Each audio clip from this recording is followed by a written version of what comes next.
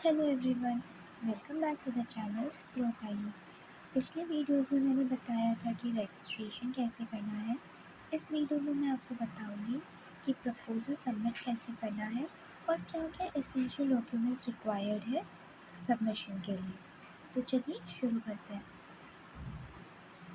पहले तो आप स्पार्क की वेबसाइट में जाएंगे, वहाँ पे आप लॉगिन पे क्लिक करेंगे। लॉगिन पे क्लिक करने के बाद आपको कुछ इस टाइप का विंडो ओपन होगा।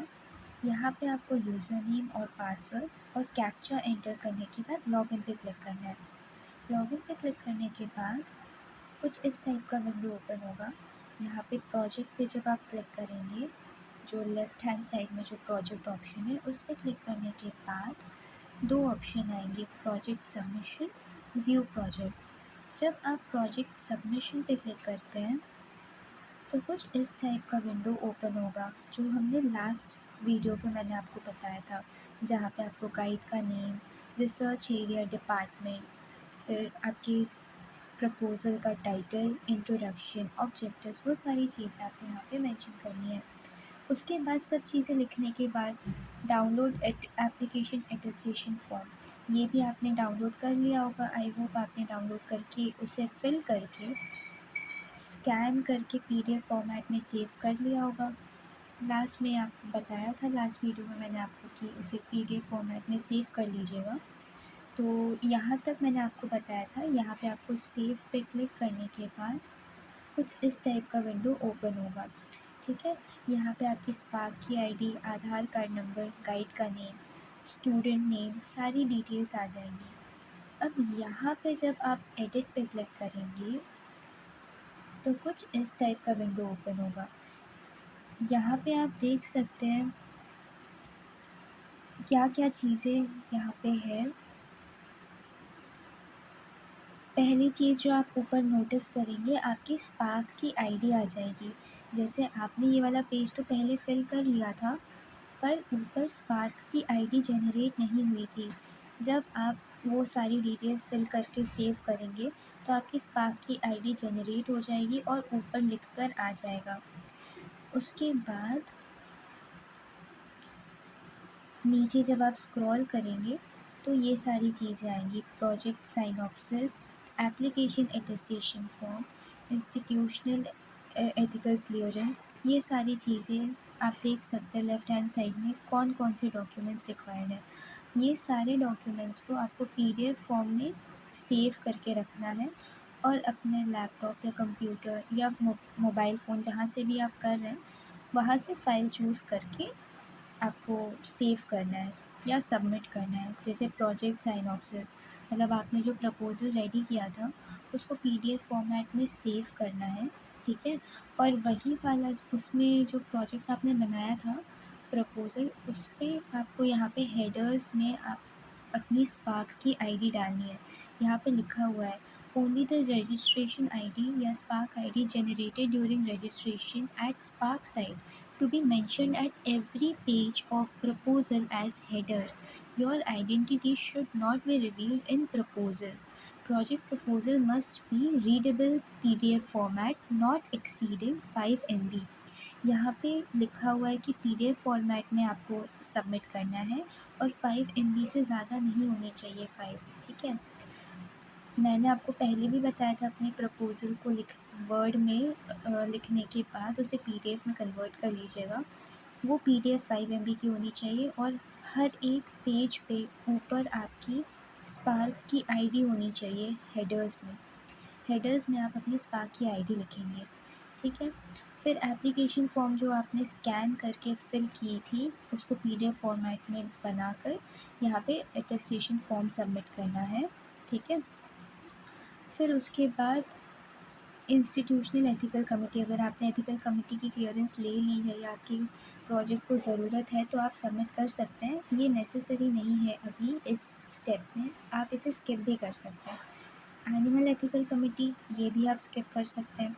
ये एथिकल कमिटी के जो डॉक्यूमेंट्स है या जो सर्टिफिकेट है, जब आपका प्रोजेक्ट सेलेक्ट हो जाएगा तब आपको रिसर्च प्रोजेक्ट स्टार्ट करने से पहले वो सारी सर्टिफिकेट सबमिट करने हैं। बिना एथिकल क्लियरेंस लिए आप अपनी रिसर्च शुरू नहीं कर सकते हैं।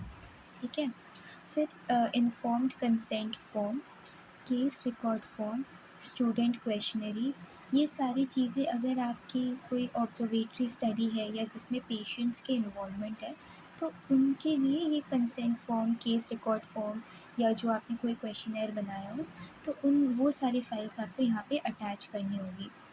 Forwarding letter from college scrutiny committee, ये भी आपको कॉलेज से ही एक लेटर होगा वो बनवा के कॉलेज के लेटर हेड में बनेगा, वो भी आपको पीडीएफ फॉर्मेट में सबमिट करना है, ठीक है।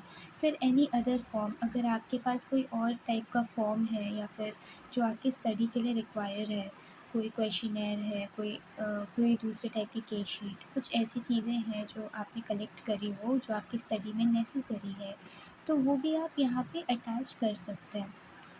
फिर आता है प्रोजेक्ट सबमिट डेट, आपको प्रोजेक्ट की सबमिशन डेट अगर आप आज सबमिट करें तो आपको आज की डेट डालनी है, तो मतलब जब भी आप सबमिट करें उसी दिन की डेट डालनी है और टाइम लिखना है कि कौन सी टाइम में सबमिट किया है आपने।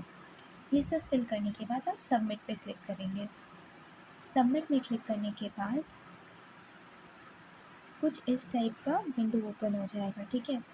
इसमें आप अपना प्रोजेक्ट को व्यू भी कर सकते हैं और आप एडिट भी कर सकते हैं। अगर आप व्यू पे क्लिक करेंगे तो आपने क्या क्या सबमिट किया है या क्या क्या नहीं, वो सारी चीज़ें आगे, जैसे कि आपकी स्पार्क की आईडी आ जाएगी, आधार कार्ड नंबर, गाइड का नेम, रिसर्च एरिया, जो भी आपने पहले लिखा था वो सब आएगा, जैसे प्रोजेक्ट टाइटल, प्रोजेक्ट का इंट्रोडक्शन, सारी चीज़ें जितने भी अपने अभी तक लिखी है वो आ जाएंगी।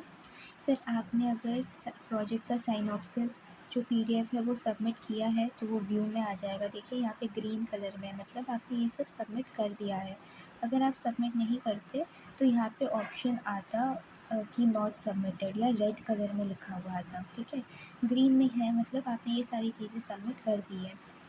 इसमें क्या क्या सबमिट करना बहुत इम्पॉर्टेंट है, प्रोजेक्ट साइनॉप्सिस तो आपको सबमिट करना ही है, एप्लीकेशन अटेस्टेशन फॉर्म भी सबमिट करना है, एथिकल क्लियरेंस ज़रूरत नहीं है इस टाइम पे, इन्फॉर्म्ड कंसेंट फॉर्म भी ज़रूरत नहीं है, अगर आपने किया है तो अच्छी बात है, नहीं है तो कोई बात नहीं। केस रिकॉर्ड फॉर्म्स भी इतने इम्पॉर्टेंट नहीं है, पर अगर आप अटैच करते हैं तो ज़्यादा क्लियरेंस मिलती है कि आपकी स्टडी किस टाइप की है।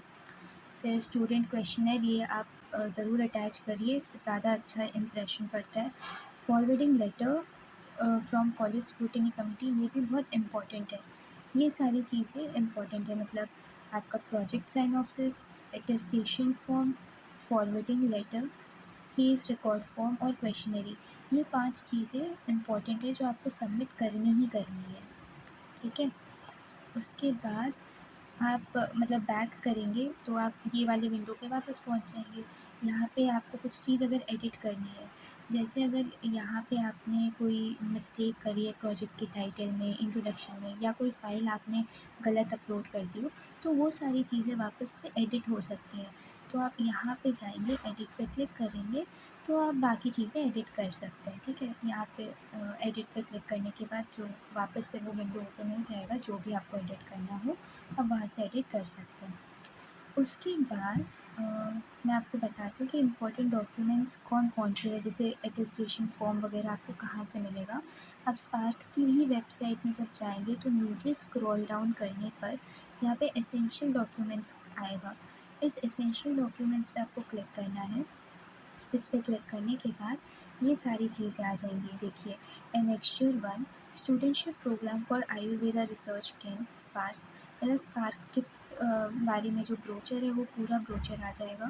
एप्लीकेशन अटेस्टेशन फॉर्म आ जाएगा, फॉरवर्डिंग लेटर आ जाएगा for submission of the selected proposals for spark, evaluation format for spark, जो एवैल्यूएशन फॉर्मेट है, जो इंटरनल एवैल्यूएशन होगी कि आपको किस किस पे मार्क्स मिलेंगे, उसका भी फॉर्मेट आ जाएगा। आप वो भी एक बार चेक कर सकते हैं, वो आपकी काम की चीज़ नहीं है, आपको उसमें कुछ फिल करके सबमिट नहीं करना है, बट आपको एक आइडिया भी मिल जाएगा कि कैसे आपको मार्किंग स्कीम रहेगी।